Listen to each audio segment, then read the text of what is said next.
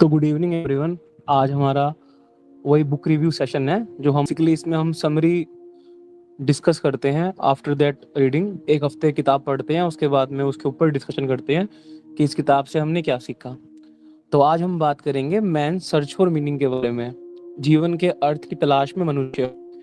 ये बेसिकली जो स्टोरी है, ये पूरी की पूरी कहानी विक्टर फ्रैंकल और जर्मनी में जो भी कंसंट्रेशन कैंप वगैरह जो थे सजा देने के लिए लोगों को बनाए गए थे, उसके इर्द गिर्द ये कहानी घूमती है कि कैसे कंसंट्रेशन कैंप का उस टाइम का माहौल था, कैसे वहाँ पे पनिशमेंट दी जाती थी। जो विक्टर फ्रैंकल हैं, ये बेसिकली उस समय के काफ़ी फेमस साइकियाट्रिस्ट थे। उनको मतलब वो ज्यूस थे, तो उसकी उनको उनकी फैमिली के साथ में, उनकी वाइफ, उनके ब्रदर के बच्चे वगैरह के साथ में कंसंट्रेशन कैंप में डाल दिया गया था। और वहाँ पे उनकी क्या उनका स्ट्रगल रहा, क्या उनकी स्टोरी रही, इस बारे में हम आज बात करेंगे। बेसिकली जो किताब लिखी गई है उनके द्वारा, ये उनके कंसंट्रेशन कैंप के एक्सपीरियंस के बारे में ही है कि उन्होंने वहाँ पे क्या क्या सीन देखे, क्या क्या उनकी सफरिंग थी, कैसे कंसंट्रेशन कैंप में लोग जीने की वजह खो देते थे। और ये किताब सुनना उन लोगों के लिए भी काफ़ी ज़रूरी है जो सच में अपनी लाइफ के अंदर एक वैल्यू को खो देते हैं, जिनको लगता है कि हमारी लाइफ तो कोई वैल्यू रही नहीं और मुझे समझ नहीं आ रहा कि अब ज़िंदगी जीनी है तो किसके लिए जीनी है, और एट द एंड वो सुसाइड कर लेते हैं। तो ये कहानी उनके लिए भी बहुत ज़रूरी है सुनना। तो ये कहानी की शुरुआत होती है जर्मनी के अंदर। बेसिकली ये था कि जो हिटलर था वो ये सोचता था कि जो जर्मन जो लोग हैं ना, वे आर्यंस हैं, उनका काफ़ी सुपीरियर ब्लड है, और जो जूइस होते हैं ना जो उस समय वहाँ पे थे, तो उनको इन्फीरियर समझता था। वो सोचता था कि ये हम पोल्यूट कर देंगे। तो उसने स्पेशली इनको सजा देने के लिए कंसंट्रेशन कैंपों का निर्माण किया था। कंसंट्रेशन कैंप बेसिकली और कुछ नहीं थे, वहां पे उनको सजा दी थी, वहां पे उनको गैस चेंबर में डाल के मार देते थे। मतलब इंसानों के साथ में काफी ही गलत सलूक होता था कंसंट्रेशन कैंप में। एक कमरे के अंदर जहाँ पे कैपेसिटी 2-3 लोगों के रहने की है, वहां पे 100 लोगों को ठूना, मतलब बहुत ज्यादा उनके साथ में अति करी थी ज्यूस के साथ में हिटलर ने। तो उस समय की पूरी कहानी है। तो क्या होता है कि जो विक्टर फ्रैंकल होते हैं ना, वो ज्यूस थे, तो उनको उनकी फैमिली को कैप्चर कर लेते हैं ये जो जर्मनी के जितने भी वहाँ के आर्मी, जो वहाँ के सोल्जर्स थे, और उनको डाल के ट्रेन के अंदर उनको ले जाते हैं। तो जब वहाँ पे कंसंट्रेशन कैंप के बाहर मतलब आते हैं ना, तो वहाँ पे ऐसा रहता है कि 2 लाइन होती है, एक लेफ्ट जाती है, एक राइट जाती है। राइट में तो वो उनको लेके जा रहे थे जो पूरा वर्किंग कंडीशन में है, जिनकी बॉडी सही काम कर रही है, जो काफी हेल्दी हैं। लेफ्ट में उनको लेके जा रहे थे जो थोड़े से बीमार हैं, कि कंसंट्रेशन कैंप में बीमारों का कोई काम नहीं है। वो क्या करते थे, जो बीमार होते थे उनको गैस चेंबर में डाल के जला देते थे, या फिर उनको जहरीली गैस सुंघा के मार देते थे। ऑन द स्पॉट उनको डेथ मिलती थी। तो जो विक्टर फ्रैंकल थे, अब ये तो मतलब काफी पढ़े लिखे इंसान थे, काफी मतलब उस समय के समझदार इंसानों में से एक थे ये। इन्होंने मतलब लोगोथेरेपी नाम की एक पूरी मतलब वो है, एक इनकी अपनी मतलब एक थ्योरम है साइकोलॉजिकल टाइप में कि मतलब लोगोथेरेपी क्या होती है, उसके ऊपर काफी इन्होंने काम किया था। क्योंकि खुद भी मतलब इस चीज के अंदर काफी अच्छे थे, मनोविज्ञान के अंदर दूसरे इंसान को समझना, अपने बिहेवियर को समझना। बहुत पढ़े लिखे इंसान थे विक्टर फ्रैंकल, जिनके बारे में आज हम बात कर रहे हैं। तो जब जब इनको नाजी जो वहाँ के थे, उन्होंने जब कंसंट्रेशन कैंप में डाला ना, तो ये बताते हैं कि वहाँ की जो कंडीशन थी वो इतनी इनह्यूमेन थी। मतलब वहाँ पे इंसानों के साथ में इतना गलत सलूक होता था, ना तो उनको प्रॉपर खाने को खाना मिलता था, उनको रहने की जो कंडीशन थी बहुत ही मतलब बदतर कंडीशन थी। एक कमरे के अंदर इतने लोग, ओढ़ने के लिए 2 कंबल, 100 लोगों के लिए ओढ़ने के लिए 2 कंबल, खाने के लिए मारा मारी। खाना उन्हें क्या मिलता था, एक ब्रेड का टुकड़ा और थोड़ा सा सूप।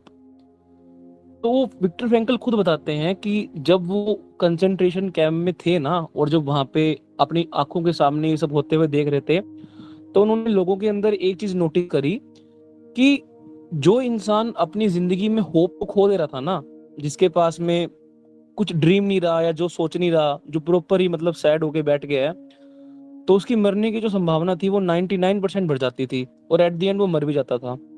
बेसिकली उन्होंने इस किताब में एक चीज के ऊपर बहुत जोर दिया है, he who has a why to live can bear almost any how.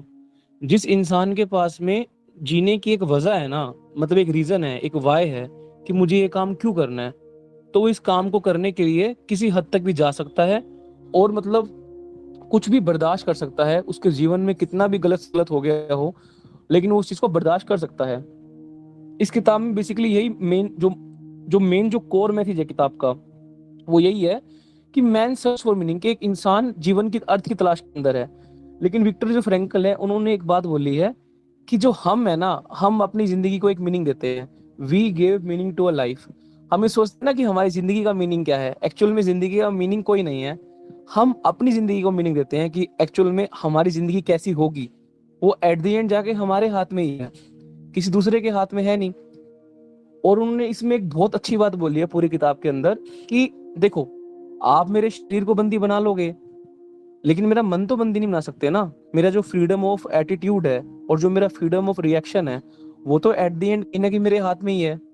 तुम मेरे गाल पे थप्पड़ मारोगे, मेरे मुंह पे थूक दोगे, या तुम मेरे साथ में कितना बुरा सलूक करोगे, उसके ऊपर रिएक्ट करना, ये तो मेरे हाथ में ही है। तो उन्होंने, विक्टर फ्रैंकल जी ने अपने मन पे इतना उस समय कंट्रोल कर लिया था कि मतलब उनके मन में एक होप थी। उनके पास में खोने को क्या था? किसी के पास में घड़ी है। वो क्या करते थे सोल्जर जो वहां पे जर्मनी वाले थे, कि जब कंसंट्रेशन कैंप के अंदर वो जिस भी इंसान को लेके जाते थे ना, तो उसकी कोई भी कीमती चीज उससे ले लेते थे। उसका किसी घड़ी ले रहे हैं, किसी का कुछ ले रहे हैं, तो ऐसे करते करते वो उनका सारा कीमती सामान लेते थे और बोलते थे कि अब तुम्हारे पास खोने के लिए क्या है। कोई बोलता था ना कि मतलब तुम क्या हो, कहता था मैं डॉक्टर हूँ, उसकी जो सर्टिफिकेट वगैरह है सारे जला देते थे, बोले अब तुम एक मामूली इंसान हो। तो ऐसे करके ना वो मेंटल टॉर्चर करते थे। तो जो विक्टर फ्रैंकल जब वहां से गुजर रहे थे, तो उन्होंने पूछा सोल्जर्स ने, भाई तुम क्या हो? तो वो बोलते हैं कि मैं डॉक्टर हूँ, मतलब ऐसे बताते हैं अपने बारे में कि मैं एक करा हुआ है मैंने। उनकी पूरी एक रिसर्च थी लोगोथेरेपी के ऊपर, उनकी पूरी जिंदगी की मतलब एक रिसर्च थी जिसको वो पब्लिश करना चाहते थे। 10 से 20 सालों की रिसर्च थी। तो बोले क्या है तुम्हारे पास में? बोला ये मेरे पास में है। तो उनकी आंखों के सामने पूरी किताब को फाड़ के वो जला देते हैं और बोलते हैं अब तुम्हारे पास में कुछ भी नहीं है। 20 साल की रिसर्च जो उन्होंने पूरी अपने लिख रखी किताबों के अंदर, वो सारी पल भर में जल जाती है कि तुम अब तुम्हारे पास कुछ भी नहीं है। और जिनके बीवी बच्चा वगैरह है, उनको सबको एक अलग से ले जाते हैं कैंप के अंदर। बाद में हालांकि उनकी भी डेथ हो जाती है, उनकी बीवी मर जाती है, उनके बच्चे मर जाते हैं, सब कुछ उनका खत्म हो जाता है। लेकिन फिर भी वहां से वो जीते जी निकल आते हैं और कैसे अपनी पूरी कहानी बताते हैं। तो उन्होंने अपनी पूरी किताब के अंदर 3 चीजें मेनली बताई है कि जो इंसान के पास में 3 चीजें, जो इन चीजों के ऊपर फोकस करता है ना, वो अपनी जिंदगी के अंदर बड़े से बड़ा जो सफरिंग है, बड़े से बड़ा जो पेन है, उसको ओवरकम करके बेसिकली निकल जाता है। पहली चीज है, उन्होंने जो नोटिस किया कि कंसंट्रेशन कैंप में वही इंसान थे जो सरवाइव कर पा रहे थे, जो वर्क कर रहे थे। जितना हम अपने आप को वर्क के अंदर इन्वॉल्व रखेंगे ना, अपनी पढ़ाई के अंदर, अपने काम के अंदर, खाली नहीं बैठना, कुछ भी सीखने के ऊपर, अगर पढ़ाई कर रहे हैं तो पढ़ाई करने पे जितना खुद को बिजी रख सकते हैं, उतने चांसेस हैं कि हमारा जो माइंड है ना, वो हमें गलत दिशा में कम लेके जाएगा। जो हमारा ब्रेन है, वो बेसिकली अपने गोल पे काम करेगा। उसके पास में एक रीजन है, एक वाई है, उसके पास एक वजह है। वो अपने आप को नकारा निकम्मा नहीं समझेगा। तो वो भी बोलते हैं कि जो वहां पे जितना मैक्सिमम काम पे फोकस कर रहा था ना, जैसे मतलब जेल में इंसान के पास क्या काम हो सकता है, या तो वो काम कर रहा है, नहीं तो फ्री टाइम में जो विक्टर फ्रैंकल थे वो तो एक काम करते थे कि छोटे छोटे जो कागज के टुकड़े होते थे ना, उन पे अपनी रिसर्च को लिख रहे थे। जो भी उनके माइंड में आ रहा था, वो कैसे ना कैसे करके उसको कागज पे उतारने की कोशिश वहां भी कर रहे थे कंसंट्रेशन कैंप में, कि मैं अपने आप को जितना हो सके बिजी रख सकूं। उनका मेन पर्पज उस टाइम पे ये हो गया था कि कैसे मैं बाहर जाके अपनी बुक पब्लिश करवाऊंगा। तो उनका पूरा ध्यान ही अपनी बुक के अराउंड घूम रहा था। थे वो कंसंट्रेशन कैंप में, उनके साथ में काफी बुरा सलूक भी हो रहा था, लेकिन उनका जो माइंड था ना, वो केवल और केवल अपनी किताब को पूरा करने के ऊपर ही बिजी था। उसके बाद में जो दूसरी चीज है जो विक्टर फ्रैंकल ने ढूंढी कि मतलब ऐसी कौन सी चीज है जो दूसरों को काफी सरवाइव करने में हेल्प करती है, वो है लव। कि जितना हम दूसरों से प्यार करते हैं या जितना हम दूसरों की हेल्प करते हैं ना कहीं उस चीज से हम खुद को भी, अपने आप को पूरा पाते हैं। इसका मतलब क्या होता है, सेल्फलेस होके जब हम हेल्प करना स्टार्ट कर देते हैं ना, दूसरों के लाइफ को मीनिंग देना शुरू कर देते हैं, किसी इंसान का कोई डाउट सॉल्व कर देते हैं, या कोई इंसान सामने से हमें बोलता है कि यार आपने मेरे साथ ये किया, मुझे बहुत अच्छा लगा, मेरी लाइफ में बड़ा चेंज आया है। तो इससे क्या होता है, इससे हमारे अंदर ना एक पॉजिटिव शिफ्ट होना स्टार्ट हो जाता है। हमारी जो पर्सनैलिटी है वो कहीं ना कहीं एक ऐसे इंसान की पर्सनैलिटी बनना शुरू हो जाती है कि जो दूसरों की हेल्प करता है। और इससे कहीं ना कहीं हमारी लाइफ को एक मीनिंग मिलता है कि जो हमारा जिंदगी है उसका मतलब ये नहीं है कि सिर्फ खुद के लिए ही हमेशा ऑक्यूपाइड रहे या खुद के लिए को लेके परेशान होते रहे। जिंदगी का एक अर्थ ये भी है कि हमें दूसरों की भी हेल्प करनी चाहिए जो कोई हमसे पूछ रहा है। तो उसमें विक्टर फ्रैंकल यही करते थे कि मतलब डॉक्टर तो थे वो, तो वहाँ पे जो ज्यादा फ्रस्ट्रेट था उनकी काउंसलिंग कर देते थे, उनसे अच्छे से बात करते थे, उनको थोड़ा दिलासा दे देते थे। तो इससे उनके मन को काफी सुकून मिलता था कि इस पूरे मतलब एक ट्रोमेटिक जोन के अंदर भी वो कहीं ना कहीं अपने आप को फाइंड आउट कर पा रहे हैं। उसके बाद तीसरी चीज थी सफरिंग। विक्टर फ्रैंकल ने एक बात बोली है कि जिंदगी में जो इंसान ज्यादा सफर करता है ना, उतना ही वो स्ट्रांग बनता है। ऐसा नहीं है कि आपकी जिंदगी में सफरिंग है तो आप कमजोर होकर टूट के गिर जाओगे। सफरिंग कहीं ना कहीं हमें स्ट्रांग बनाती है। देखो राहुल गांधी जो है वो पीएम नहीं बन पा रहा, स्टिल अगला सफरिंग उसके पूरी चल रही है, उसके बाद उसने भारत जोड़ो यात्रा वगैरह करी है। ये क्या है मतलब कि इससे ये मतलब दिखाया जाता है कि एक जो इंसान है ना उसको सफर तो करना पड़ेगा। पांडवों ने भी सफर किया है, श्री राम ने भी सफर किया है, वनवास काटा है, भगवान श्री कृष्ण ने भी सफर किया है। तो हर इंसान के जीवन में जो सफरिंग है ना वो एक पार्ट रहा है। बेसिकली ये है कि जो सफरिंग जो है ना वो हमारी लाइफ का सिनोनियम है। जब तक आप जिंदा रहोगे, मरते दम तक आपकी लाइफ में सफरिंग रहेगी। आज चाहे करियर के रूप में है, कल को बच्चे हो जाएंगे, जैसे मर्जी मान लो, लेकिन सफरिंग कहीं ना कहीं जीवन का एक हिस्सा है। तो उससे उसको भी हमें एक्सेप्ट करना पड़ेगा। जैसे हम अपने जीवन में खुशियों को और दुख को एक्सेप्ट करते हैं, तो सफरिंग को भी अपनी जिंदगी का एक हिस्सा मान के एक्सेप्ट करना पड़ेगा। वो हमेशा के लिए नहीं रहती, वो एक फेज के रूप में आती है और हमको कुछ सिखा के उसके बाद चली जाती है। वो भी एक लाइफ का एक पार्ट है। तो विक्टर फ्रैंकल ने ये बात बोली है कि वो एक इस ट्रोमेटिक जोन में रह रहे थे, वो कंसंट्रेशन कैंप में रह रहे थे, लेकिन कभी भी उन्होंने इस बात के लिए किसी को ब्लेम नहीं किया, उन्होंने भगवान को नहीं कोसा। उनकी जुबान पे हमेशा प्रेयर थी। डेली वो प्रेयर करते थे, सुबह भी प्रेयर करते थे, शाम को भी प्रेयर करते थे। उनके मन में एक विश्वास था कि कभी तो सूरज निकलेगा जब इस कंसंट्रेशन कैंप से मैं भी बाहर आऊंगा। कभी तो वो सुबह होगी जब मैं भी अपने पत्नी के साथ में, अपने बच्चों के साथ में अपने घर पे रहूंगा। उनको पता ही नहीं था कि मेरी पत्नी मेरे बच्चे तो मर चुके हैं। वो इस उम्मीद के अंदर जिंदा रहे कि मैं अपनी पत्नी से, अपने बच्चे से मिलूंगा, या मैं यहाँ से बाहर निकल के अपनी बुक को पब्लिश करूंगा। उनके पास में एक वाय था, एक रीजन था। उन्होंने अपने आप को एक वजह दे रखी थी जिंदगी की। इसी वजह की वजह से वो वहां से कंसंट्रेशन कैंप से बाहर भी निकलते हैं और अपने आप को मतलब सेफ निकाल लेते हैं। उन्हें पता होता है कि उनकी जिंदगी में फिलहाल कुछ नहीं रहा, लेकिन दूसरों की हेल्प करना ही एट द एंड उन्होंने अपनी लाइफ का पर्पस बनाया बाद में। और इस चीज ने उनके माइंड को काफी रिलैक्स किया। तो एट द एंड उन्होंने मतलब अपनी चीजों को यही बताया कि हमें अपनी जो सफरिंग्स है ना उसमें भी कहीं ना कहीं एक मीनिंग की तलाश करनी चाहिए, कि जो हमारी सफरिंग हमारी जिंदगी में ही हो रही है इससे हमें क्या सीखने को मिल रहा है। क्योंकि हर स्ट्रगल इंसान को कुछ ना कुछ सिखाता है। जो स्ट्रगलिंग है, जो स्ट्रगल जो होता है ना, वो इंसान की लाइफ में लर्निंग को लेके आता है। और ऐसा कोई इंसान नहीं है जिसने कभी लाइफ में स्ट्रगल ना किया हो। हम जो सुबह उठते हैं 5 बजे, ये भी अपने आप में एक स्ट्रगल है। पर हम ये स्ट्रगल क्यों कर रहे हैं, इसका एक रीजन है। अपने अपने आप को हम एक वजह देने के लिए स्ट्रगल कर रहे हैं, ताकि हमारी लाइफ में एक वजह रहे। हम अपने आप को एक कॉन्शियसली रूप में अपनी इंटेंट को सेट कर सके। जिसके दिन की इंटेंशन दिन के शुरुआत होने से ही सेट हो जाती है, उसके जो दिन का जो एंड होता है वो भी कहीं ना कहीं उसके हाथ में आ जाता है। तो विक्टर फ्रैंकल इस किताब में यही बात बोलते हैं कि we must find meaning in life. हमें अपनी लाइफ के अंदर हमेशा मीनिंग की तलाश करते हैं। हमें मीनिंग की खोज करनी भी चाहिए कि हमारी जिंदगी का एक्चुअल में अर्थ क्या है। But at the end we actually give meaning to life. हम अपनी जिंदगी को मीनिंग देते हैं। सोचते हैं कि हमारा जन्म क्यों हुआ है, हमारी लाइफ के टारगेट्स क्या हैं, लेकिन कहीं ना कहीं हम ही होते हैं जो कहीं ना किसी रूप में अपनी डेस्टिनी को बना रहे होते हैं। बाद में वो बोलते हैं कि 3 ही रास्ते हैं जिससे हम अपनी जिंदगी को मीनिंग दे सकते हैं। पहला है काम, दूसरा है प्यार, तीसरी है सफरिंग। ये 3 चीज हैं, ये हर इंसान की जिंदगी में कांस्टेंट है। जैसे कि चेंज हमारे जीवन में कांस्टेंट, वैसे ही ये 3 चीज कांस्टेंट है।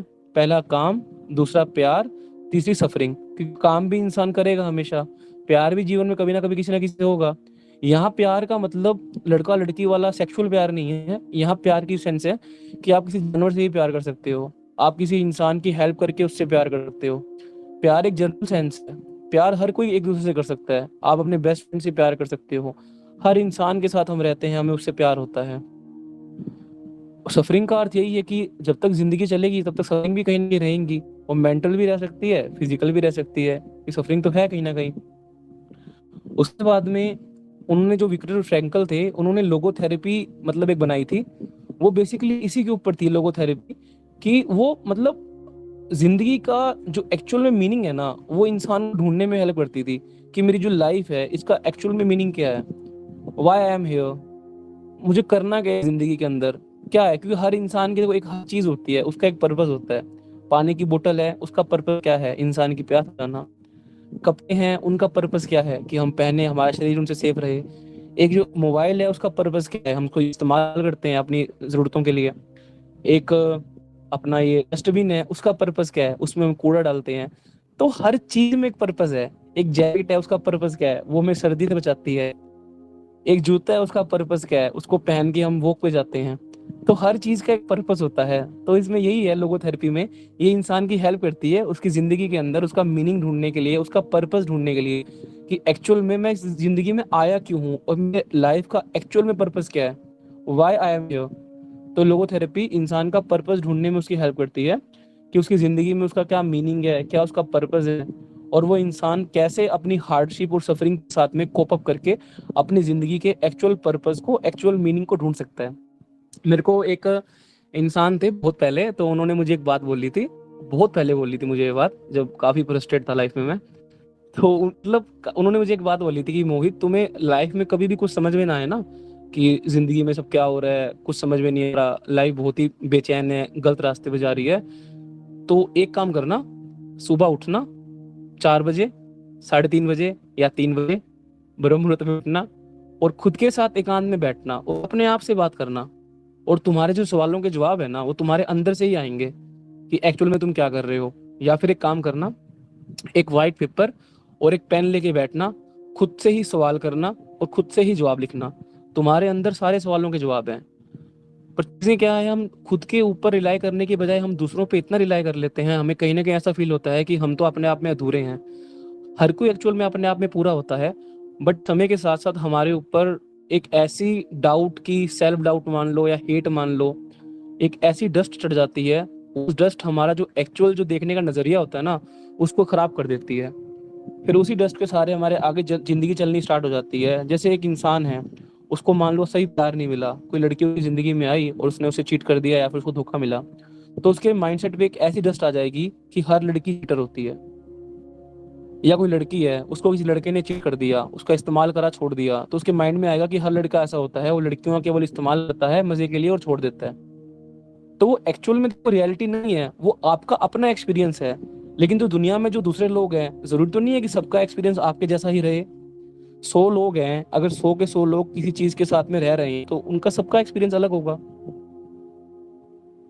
तो बट हम क्या करते हैं, हम उस एक्सपीरियंस को ही अपनी रियलिटी मान बैठते हैं, और हमें ऐसा लगता है कि ये जो एक्सपीरियंस है ना, यही जिंदगी की रियलिटी है और यही बार बार रिपीट होगा। उस चीज के लिए हम खुद को ब्लेम करते हैं, दूसरों को ब्लेम करते हैं, भगवान को ब्लेम करते हैं, अपनी जिंदगी को कोसते हैं।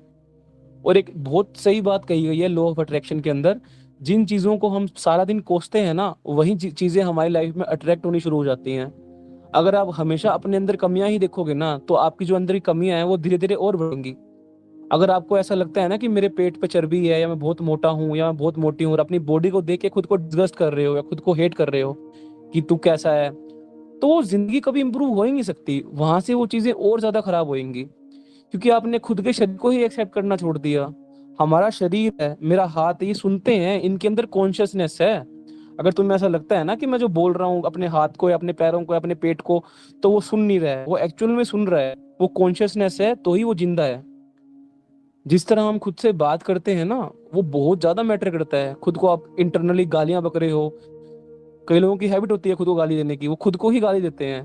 तू तो मंद बुद्धि है, तेरे में तो दिमाग नहीं है, तू तो चुतिया है, तू फलाना है, बहुत खुद को गंदी गंदी गाली देते हैं।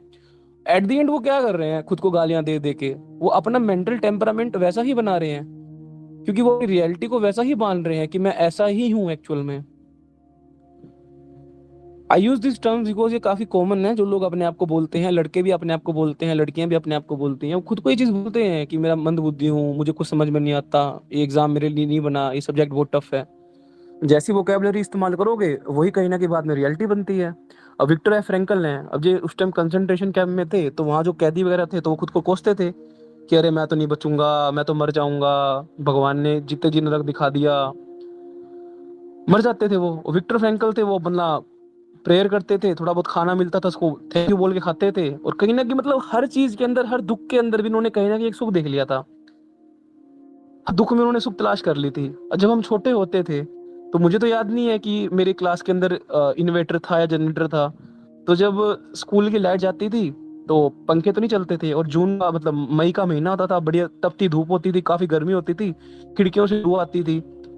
तो उस टाइम क्या होता था कि कॉपी का जो गत्ता होता है ना, उस गत्ते से अपने आप को हवा करते थे, या कोई रुमाल से खुद को हवा करता था, या खिड़की की जो लू वाली हवा है वो भी कई बार ठंडी लगती थी। टूटी हुई खिड़की होती थी, वहां से हवा आती थी। तब तो हमें कभी महसूस नहीं हुआ कि एसी होना चाहिए, कूलर होना चाहिए। उस माहौल में भी खुश थे। एक कागज को पाड़ के उसमें रसना को निकाल के बोतल में डाल के पी लेते थे। तो अपने आप में उस टाइम हम उस चीज के अंदर ही खुशी की तलाश कर रहे थे। ऐसा सोचते थे कि यार कब स्कूल खत्म होगा, कब हमारी छुट्टी होगी। हर क्लास के अंदर टीचर मान लो पढ़ा रहा होता था तो हम क्या करते थे कि बुक्स पे खेलते थे, कुछ कुछ भी करते थे, जैसे हर कोई करता है जो छोटा होता है। तो उस समय तो जो स्कूल है वो बच्चे के लिए कंसंट्रेशन कैंप ही है ना। वो सोचते हैं कि फंस गए यहाँ पे आके, मैं 8 बजे आएगा, मेरी छुट्टी 2-3 बजे होगी। तो वो चीज है, तो उस चीज को हम ओवरकम करके यहाँ तक आ गए। हमने अपने सारे एग्जाम दे दिए, आज हम कंपटीशन एग्जाम की तैयारी कर रहे हैं। मुझे तो ऐसा लगता है कि अगर हम 12th के बाद में बिना कॉलेज गए अगर सीधा ही कंपटीशन एग्जाम की तैयारी करते हैं ना, तो कहीं ना कहीं वो एग्जाम 6 महीने में निकल जाता। लेकिन गलती हमारी यहाँ होगी, हम कॉलेज में गए और हमने इतने लोगों को सुन लिया, इतने लोगों के एक्सपीरियंस सुन चुके, कि हमारे माइंड में उस चीज को लेके ना इमेज इतनी ज्यादा बड़ी बन गई है ना, लार्जर देन लाइफ, कि हमने उस चीज को एक्सेप्ट कर लिया कि तो बहुत डिफिकल्ट है, इसको तो प्राप्त करना बहुत ज्यादा डिफिकल्ट है। और जिस चीज को आप डिफिकल्ट मान लोगे वो कहीं ना कहीं डिफिकल्ट बन भी जाएगी, क्योंकि आप उसको एज रियलिटी मान रहे हो। हमारा जो ब्रेन है, इसकी जो कैपेसिटी है बहुत ज्यादा कैपेसिटी है, इसका हम ढंग से 1% इस्तेमाल भी नहीं कर रहे एक्चुअल में। डेविड गोगिंस जो है, और जो बहुत बड़े बड़े बंदे निकले हैं वो भी इस ब्रेन के थ्रू ही निकले हैं। अपने ब्रेन के ऊपर कैसे धीरे धीरे उन्होंने कमांड हासिल करनी शुरू कर दी, कैसे उन्होंने डिसिप्लिन को अपनी लाइफ में इनकलकेट किया।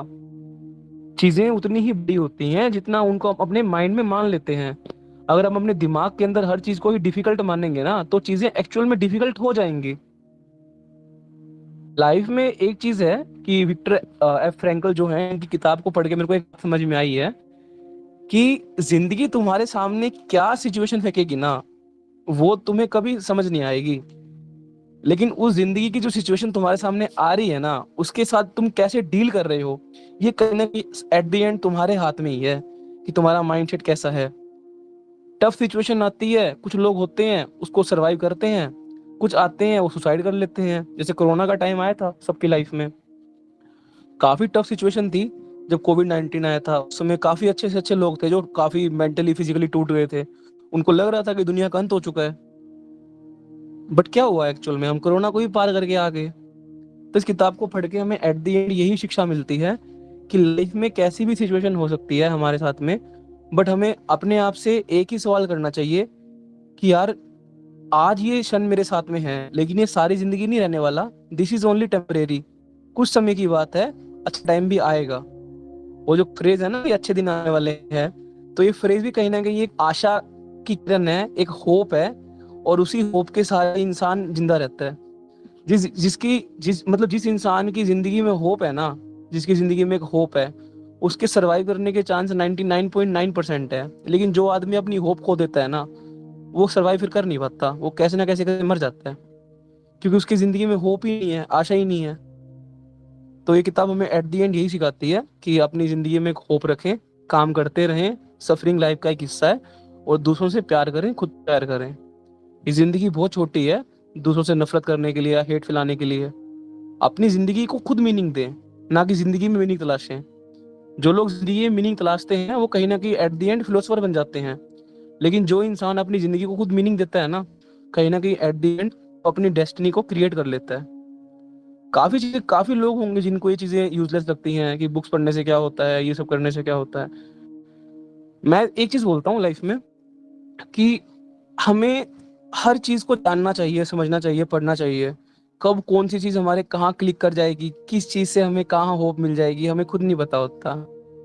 जो इंसान काफी परेशान है, कहीं ना कहीं ये किताब की कुछ बातें उसे कुछ होप दे सकती हैं। अगर हर वीक वो इंसान वो किताब पढ़ रहा है, माना आपकी जिंदगी में कोई जोन चल रहा है, आप प्रोफेशनली कोई चीज का तैयारी कर रहे हो या काम कर रहे हो, लेकिन इंसान की एक पर्सनल लाइफ भी तो होती है ना। Why are you mixing your personal life with professional life? Personal life professional life अलग अलग होती है, उनको मिक्स मत करो आपस में। आप किसी कॉम्पिटिटिव एग्जाम की तैयारी कर रहे हो, नीट की कर रहे हो, आईआईटी जेईई कर रहे हो, वो आपकी प्रोफेशनल लाइफ है, उसमें आप तैयारी कर रहे हो, पढ़ रहे हो, दैट्स योर जॉब, करो उसको। लेकिन अपनी पर्सनल लाइफ में आने के बाद, जहाँ आपकी फैमिली है, आपके फ्रेंड हैं, आप खुद हैं, आपकी हेल्थ है, आपकी मेंटल हेल्थ है, उसको मिक्स करने की नीड ही नहीं है। ये जिंदगी नहीं होती कि सुबह उठते ही अपना पढ़ाई, रात को सो रहे हैं बड़े, मेंटल खराब हो जाएगा। 24 घंटे होते हैं हमारे पास में, प्रॉपर तरीके से चीजों को करोगे तो चीजें इतनी बड़ी नहीं है जितनी बड़ी अपन ने उसको बना दिया है। मेडिटेशन करना, बुक रीडिंग करना, वर्कआउट करना, ये सारी की सारी चीजें एक जिंदगी जीने का तरीका है। जितनी जल्दी इसको अपना लोगे उतना बढ़िया रहेगा, नहीं तो बाद में फिर डॉक्टर तो नहीं है दवाई देने के लिए। चलिए, आज का हमारा सही तक है। अब मैं आपसे सवाल पूछूंगा कि आपको इस किताब के अंदर ऐसी कौन सी बात है जो बहुत अच्छी लगी।